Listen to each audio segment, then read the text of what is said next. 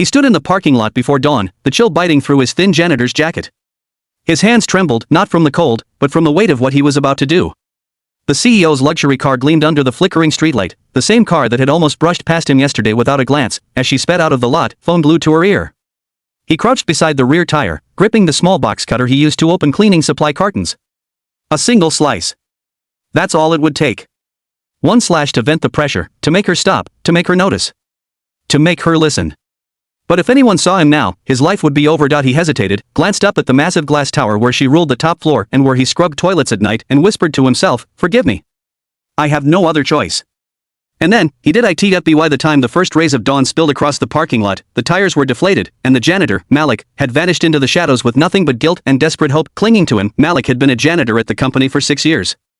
Once, he had dreamed of being an engineer, a builder, a man with plans and blueprints. But life had other plans. After his wife passed away in childbirth, Malik became a single father overnight, raising his little girl, Aisha, on his own. Every penny he earned went into her school fees, her food, her tiny world that he tried so hard to keep happy. He didn't complain. He never did. Until last month, when he found the letter. It was a notice from Aisha's school. Her scholarship was being revoked because the company sponsoring it had cut back on funding. The company was none other than the one Malik cleaned every night, Atlas Dynamics. The CEO, Claire Raymond, had announced budget restructuring to save millions. Malik had overheard the conversation in the break room. "No more charity cases," one executive had said. "We need to focus on the board's profits." That night, Malik went home and found Aisha sitting by the window, humming to herself as she painted. She looked up and asked, "Papa, will I still get to go to school next month?" He couldn't answer her. He just smiled weakly and said, "Of course, my princess."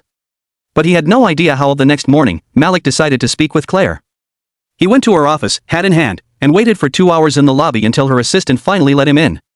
Claire didn't even look up from her laptop when he spoke. "Ma'am, I'm sorry to bother you, but my daughter's scholarship," her tone was brisk.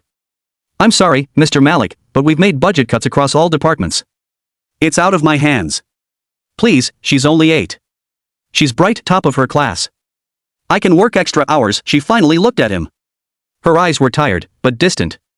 "I understand your situation. But this is business. I can't make exceptions." Business, that word echoed in Malik's head the entire night as he mopped the floors outside her glass-walled office. He saw the photos on her desk, a smiling woman with her own little boy, maybe the same age as Aisha. And yet, she couldn't spare a second glance for his child. By the end of that week, Malik received another notice, termination.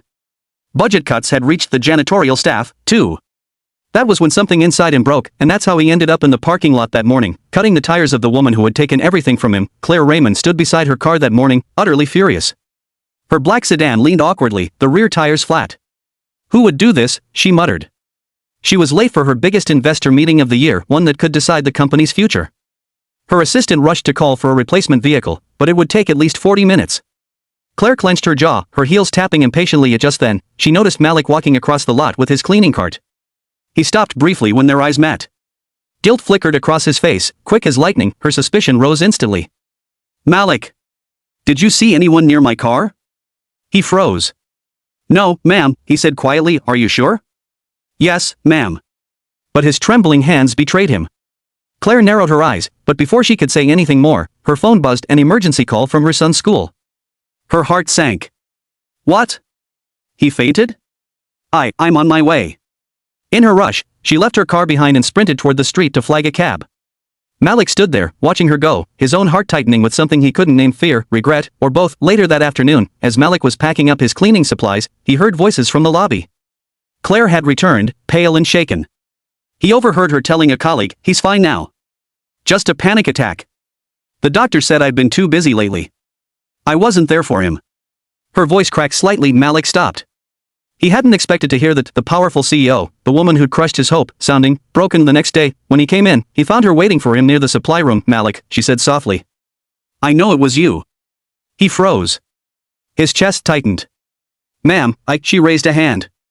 "Don't deny it. Security footage shows you near my car before the meeting." He hung his head.